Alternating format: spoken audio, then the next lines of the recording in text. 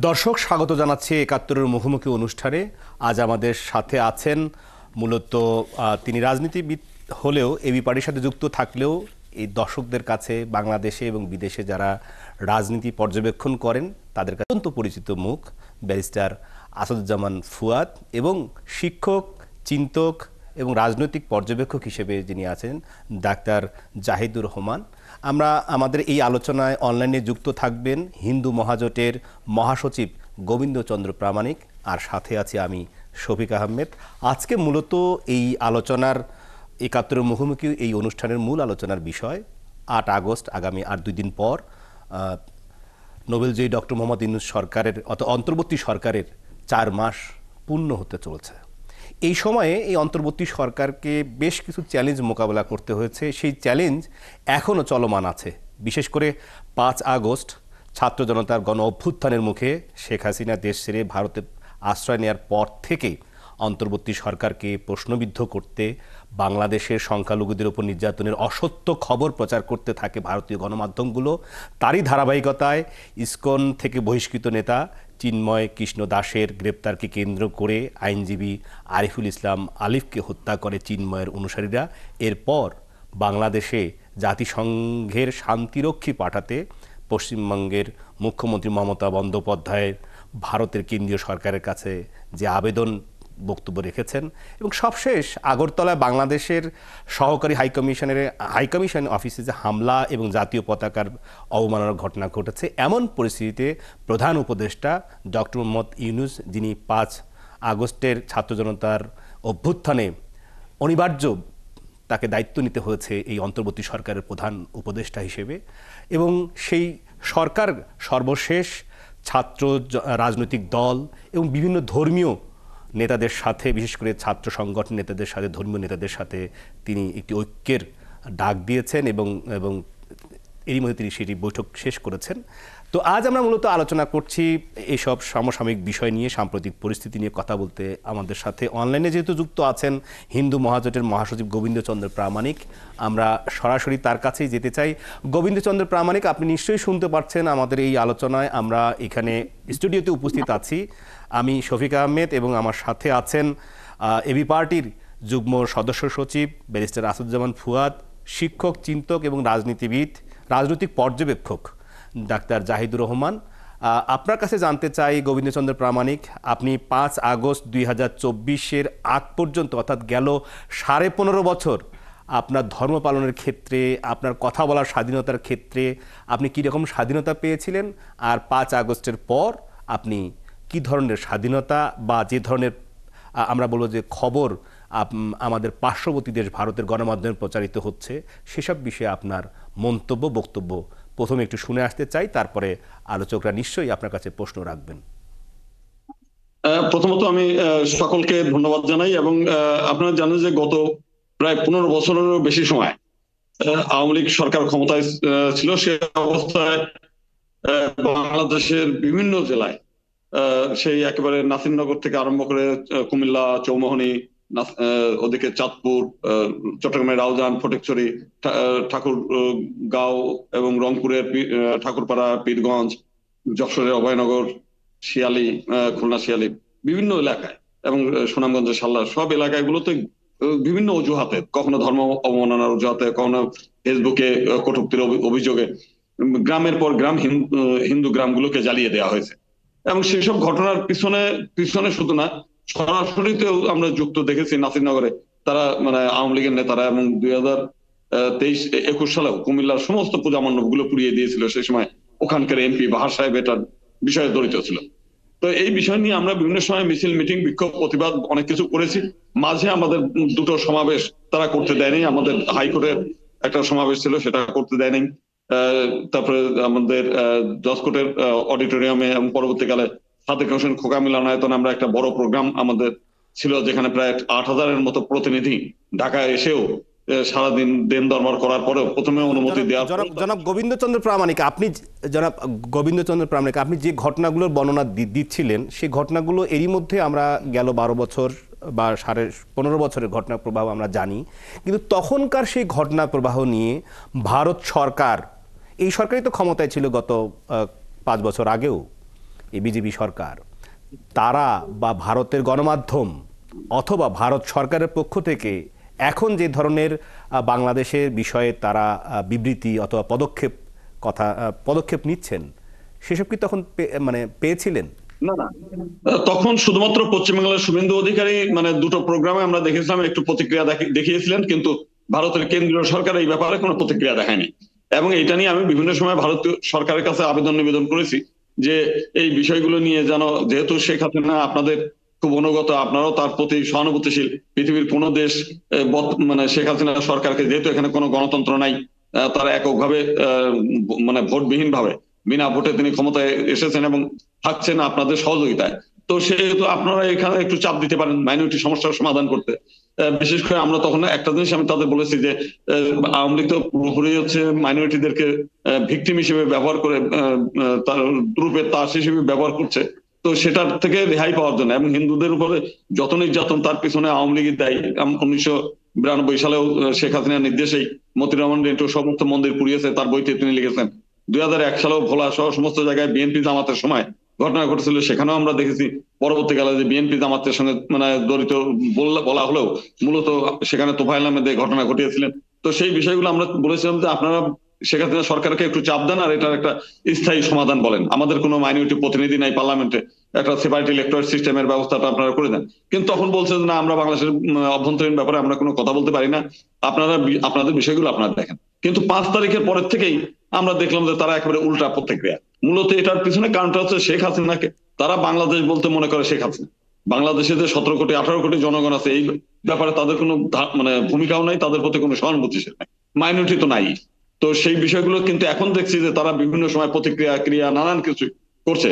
এবং আমাদের যে ধারণা এবং সাধারণ মানুষ যেটা ধারণা করে, এবং এই দেখেন বর্ডার এলাকায় বিভিন্ন সময় এই ঘটনার সময় ভারতের কিছু নেতারা বলছেন যে বাংলাদেশে থাকতে পারবেন না, সবাইকে হত্যা করবে, তা আপনার বর্ডার চলে আসেন, বর্ডার খুলে দেওয়া হবে। তো বর্ডারে কিছু ভিডিও টিডিও করার পরে তাদেরকে আবার ফেরত পাঠিয়েছে এবং এখন কি করেছে, ভিসাই বন্ধ করছে। তো আমার মূল বিষয়টা হচ্ছে যে ভারত সরকার কখনোই বাংলাদেশের মাইনরিটিদের নিয়ে চিন্তিত ছিল না, এবং এদের সিকিউরিটি নিয়ে আমরা দেখি নাই 1947 সাল থেকে বর্তমান পর্যন্ত তারা কোনো কার্যকর ভূমিকা কিংবা কোন ধরনের সুপারিশ এগুলো কোনো কিছু করেনি। মূল বিষয়টা এখানে বাংলাদেশে প্রামাণিক, আপনি আপনার কাছে আমাদের স্টুডিওতে উপস্থিত ব্যারিস্টার আসাদুজ্জামান ফুয়াদ এবং ডক্টর জাহিদুর রহমান, আপনাদের কি কোনো প্রশ্ন আছে? হ্যাঁ, আমার একটা প্রশ্ন আছে। আমি জনাব প্রামাণিককে দুটো প্রশ্ন জিজ্ঞেস করতে চাই। প্রথম কথাটা হচ্ছে, ভারত যে অভিযোগটা করার চেষ্টা করছে শেখ হাসিনার পতনের পর থেকে, সেটা হলো যে বাংলাদেশে হিন্দুদের উপরে সাম্প্রদায়িক হামলা হয়েছে। আমরা আমাদের সরকারের পক্ষ থেকে দেখেছি এবং আমরাও মনে করি কিছু হামলার ঘটনা ঘটেছে, এটা একেবারেই অনুচিত হয়েছে, কিন্তু সেটা সাম্প্রদায়িক কারণে হয়নি, এটা পলিটিক্যাল কারণে হয়েছে, এবং পলিটিক্যাল কারণেও হামলা হিন্দু মুসলিম কারো উপরে আমরা সমর্থন করি না। সো আপনি কি জানেন যে এই ধরনের কোনো ঘটনা, সাম্প্রদায়িক কোনো হামলার ঘটনা বাংলাদেশে 5 তারিখের পরে হয়েছে কিনা? আর 2 নম্বর হচ্ছে, এই যে আমরা একটা ম্যাসিভ ডিসইনফরমেশন এবং প্রোপাগান্ডার মধ্যে পড়েছি ভারতের, সেটার মধ্যে আমি জনাব প্রামাণিককে কিন্তু অনেক জায়গায় বলতে শুনেছি এবং আমি তাকে ধন্যবাদ দিতে চাই যে তিনি এই মিথ ডিবাঙ্ক করার চেষ্টা করছেন, এই ডিসইনফরমেশন ডিবাঙ্ক করছেন। কিন্তু আপনি কি মনে করেন হিন্দু সম্প্রদায় অ্যাজ এ হোল যথেষ্ট ভূমিকা পালন করছে? কারণ আমরা এই দেশে যদি হিন্দু সম্প্রদায় একত্র হয়ে কথা বলতো আরও বেশি এফেক্টিভ হতো না? আমি একটা উদাহরণ দেই। 5 তারিখের পর নানা দাবিতে এই সম্প্রদায়ের মানুষরা সমাবেশ করেছেন, ঢাকায় করেছেন, চিটাগাংয়ে করেছেন, রংপুরে করেছেন। আমরা কি এখন আপনাদের দিক থেকে একটা অর্গানাইজ সমাবেশ, যেখান থেকে ভারতকেই বার্তা দেয়া যে আমরা এই দেশের নাগরিক, আমাদের সংকট হলে আমরা এই দেশের সরকারের সাথে ফাইট করব, এই দেশের অন্য মুসলিমদের সাথে আমরা একসাথে লড়াই করব, কিন্তু ভারত এখানে ডিসইনফরমেশন করে একটা অস্থিতিশীলতা তৈরি করতে চাইছে, এ ধরনের ম্যাসিভ বার্তাকে আরো বড় স্কেলে আপনাদের থেকে দেওয়া উচিত না, বা আপনার কোনো পরিকল্পনা আছে কিনা? অবশ্যই অবশ্যই, আপনি যেটা বলছেন যে 5 তারিখের আগে যে ঘটনাগুলো ঘটেছিল সেটা একের পর এক হিন্দু গ্রামগুলো জ্বালিয়ে দিলেও তার পিছনে রাজনৈতিক ইন্ধন ছিল শেখ হাসিনা তার চেয়ারটাকে পাকাপোক্ত করা। আর 5 তারিখের পরে যে ঘটনা, সেখানে শুধু কোনো হিন্দু গ্রাম জ্বালিয়ে দেওয়ার কোনো ঘটনা নাই, কোনো বড় মন্দির, একমাত্র মেহেরপুরে একটা ইসকনের টিচিং সেন্টার, একটা বাড়ির মধ্যে ভাড়া বাড়ি ছাড়া বাংলাদেশের কোথাও কোনো বড় বা ছোট মন্দিরে অগ্নিসংযোগ হয় নাই। শুধু গ্রামের প্রত্যন্ত অঞ্চলে কিছু মন্দিরে হামলা হয়েছে রাতের অন্ধকারে, কারা করেছেন এটা আমরা জানি না, কিন্তু আমরা অনুমান করি যে এর পেছনেও আওয়ামী লীগের ইন্ধন। কারণ 2 দিন আগেও আমরা ইসকনের একটা মন্দির পুড়িয়েছি, সেখানে আওয়ামী লীগ। জাহিদুর রহমানের প্রশ্ন ছিল, সুনির্দিষ্ট প্রশ্ন ছিল যে বাংলাদেশে পুরো যারা মাইনরিটি অর্থাৎ হিন্দু সম্প্রদায়, অন্যান্য সম্প্রদায়ের মানুষ, যেখানে সনাতন সম্প্রদায়ের মানুষ আছে, হিন্দু, বৌদ্ধ, খ্রিস্টান সবাই আছে, তাদেরকে বাংলাদেশে তাদের বিষয়ে অর্থাৎ তাদের হামলার বিষয়ে আপনি বলছিলেন, তাদের এই হামলা বা তাদের এই ধরনের ঘটনা নিয়ে ভারতের গণমাধ্যমগুলোতে বা ভারত সরকারের পক্ষ থেকে যে ধরনের সেই ভারত সরকারের মানে নেতা বা তাদের এই রাজনৈতিক সাম্প্রদায়িক তারা এবং তাদের গণমাধ্যমগুলো যে ধরনের বক্তব্য বা সংবাদ প্রচার করছে, আপনারা কি ঐক্যবদ্ধভাবে ভারত সরকারকে একটা বক্তব্য বা তাদের আপনাদের দিক থেকে একটা মেসেজ দিতে পারেন কিনা সকল মানুষ? আমরা প্রস্তুতি নিচ্ছি। আপনার প্রস্তুতি নিচ্ছেন, ওকে, আপনার প্রস্তুতি নিচ্ছেন। আমি গোবিন্দচন্দ্র প্রামাণিক আপনার কাছে, মূলত তিনি এবি পার্টির যুগ্ম সদস্য সচিব হলেও রাজনৈতিক অঙ্গনে তিনি কিন্তু শুধু একজন আইনজ্ঞ বিষয় হিসেবে নয়, একদম সাধারণ মানুষের কাছে তিনি কিন্তু পৌঁছে গেছেন, একেবারে মানুষের কাছে খুবই পরিচিত মুখ। ব্যারিস্টার আসাদুজ্জামান ফুয়াদ, তিনি আপনার কাছে প্রশ্ন করবেন, প্লিজ। প্রথমে হচ্ছে যে গোবিন্দদাকে ধন্যবাদ জানাচ্ছি। গত কয়েক মাসে যে সাক্ষাৎকারগুলো আমরা দেখলাম, বাংলাদেশি নাগরিক হিসাবে উনি ওনার সম্প্রদায়ের অধিকার রক্ষা করবার জন্য যে কথাগুলো বলেছেন, পাশাপাশি হচ্ছে বাংলাদেশি হিসাবেও ওনার কথা এবং ভূমিকাটাকে আমরা অভিনন্দন জানাই, আপনাকে সাধুবাদ জানাই। দ্বিতীয়ত হচ্ছে যে আপনি পরবর্তীতে যখন বলবেন, জাহিদ ভাই প্রথম প্রশ্নটা, যে বাংলাদেশে 16 বছর প্লাস গত 4 মাস এর মধ্যে যে ঘটনাগুলো ঘটেছে আমাদের হিন্দু সম্প্রদায় এবং ভাই বোনদের উপরে, এগুলো কি রাজনৈতিক না সাম্প্রদায়িক? এর বাইরে হচ্ছে আমার কাছে আপনার কাছে একটু জানা ছিল, সেটা হলো আপনারা যে ঘটনাগুলোর কথা আপনি বিভিন্ন সময় বলেন, যে মেহেরপুরের কথা, সাতক্ষীরার কথা, উত্তরবঙ্গের কথা, ভোলার কথা, আপনাদের সংগঠনের পক্ষ থেকে কি আপনারা কোনো ডকুমেন্টেশন প্রিপেয়ার করেন অথবা করেছেন কখনো? যেটা আমরা হিন্দু বৌদ্ধ খ্রিস্টান ঐক্য পরিষদের সময় দেখি যে প্রচুর মিসইনফরমেশনের তথ্য দেয় তারা। গত কদিন আগে তারা একটা রিপোর্ট দিয়েছে 5 আগস্টকে কেন্দ্র করে নাকি 9 জন হিন্দুকে হত্যা করা হয়েছে, যেটা পরবর্তীতে আমরা ফ্যাক্ট চেকারদের মাধ্যমে জানলাম যে এরকম হিন্দু সম্প্রদায়ের মানুষ খুন হয়েছেন, কিন্তু সেগুলো ভিন্ন ভিন্ন কারণে, এর সাথে সাম্প্রদায়িকতার কোনো সম্পর্ক নাই। এর ভিতরে আওয়ামী লীগের গুন্ডা পান্ডা বদমাইশ টাইপের কিছু লোকজনও ছিল, তারাও মারামারিতে খুন হয়েছে। তো এই রিপোর্টিং ডকুমেন্টেশন কি আপনারা করেন কিনা আপনাদের দলের পক্ষ থেকে, সংগঠনের পক্ষ থেকে? হ্যাঁ, মানে আমরা একটা করি। আর ফুয়াদ স্যারকে অনেক অনেক ধন্যবাদ, উনি যে কথা বলেন আমি তার সঙ্গে একমত। এই টোটাল ঘটনাটা হচ্ছে রাজনৈতিক, এবং রাজনৈতিকভাবে আমাদেরকে ভিকটিম বানিয়ে তারা দেশে বিদেশে প্রচার করে তাদের সুবিধাটা নেওয়ার চেষ্টা করছে। অতীতেও করেছে, এখনো সেই জিনিসটাই করছে তারা। আপনাদের ডকুমেন্টেশন যদি থাকে, সেই ডকুমেন্টেশনগুলো আমরা জানতে পারছি গোবিন্দ দাস, সেটা হলো অবশ্যই অবশ্যই এটা আমরা তথ্য দিয়ে কপি আপনাকে আমরা দিয়ে দেবো। কৃতজ্ঞ হব যদি সেটা দেন। এবং আরো কিছু করণীয় বিষয় আছে।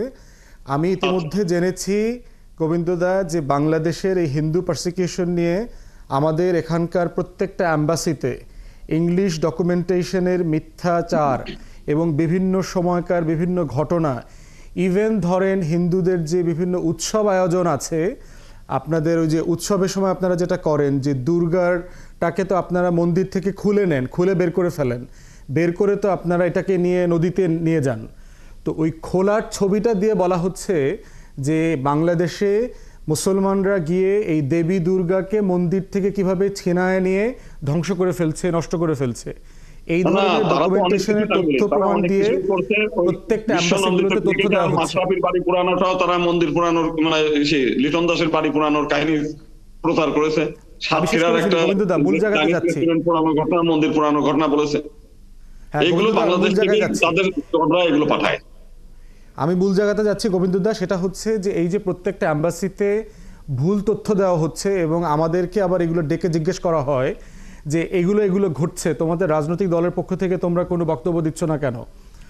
আপনারা আপনাদের সংগঠনের পক্ষ থেকে যে ডকুমেন্টেশন করছেন, এগুলো কিন্তু ওয়েবসাইটে ভালো ইংলিশ করে প্রত্যেকটা অ্যাম্বাসিগুলোতে, মানবাধিকার সংগঠনগুলোতে আপনারা যদি দয়া করে দেন এবং ডেলিগেশন আকারে গিয়ে আপনারা কথা বলেন, তাহলে বাংলাদেশের ভাবমূর্তি নষ্ট করবার জন্য যে চক্রান্তটা হচ্ছে, এই জায়গাতে আমি বোধ করি যে বাংলাদেশি নাগরিক হিসাবে আপনাদের একটা ঐতিহাসিক রোল প্লে করবার সুযোগ আছে। এখানে যদি আমরাও অবশ্যই, কোনোভাবে অবশ্যই। আপনাদেরকে সাহায্য করতে পারি, আমরা একসাথে হয়ে কিভাবে কাজ করতে পারি দেশের জন্য এবং সকল নাগরিকদের অধিকারের জন্য, সেখানে আমরা আপনারও সাহায্য চাই, আমরাও আমাদের জায়গা থেকে সাহায্য করতে প্রস্তুত। না না, অবশ্যই অবশ্যই আমরা আপনাদের সহযোগিতা চাই এবং একই সঙ্গে আমরা এই বিষয় নিয়ে আপনাদের সঙ্গে পরামর্শ এবং আলাপ আলোচনা আমরা করব, কিভাবে এগিয়ে নেওয়া যায় সেটা করব। হিন্দু মহাজোটের মহাসচিব গোবিন্দচন্দ্র প্রামাণিক, আপনি আমাদের সঙ্গে থাকবেন, অনলাইনে যুক্ত থাকবেন। তবে ৭১ মুখোমুখি অনুষ্ঠানের আজকের এই প্রথম বিরতিতে আমাদেরকে যেতে হচ্ছে, কারণ সময়ের স্বল্পতা আছে। আমরা ফিরছি খানিকক্ষণ পর। দর্শক আমাদের সঙ্গেই থাকুন।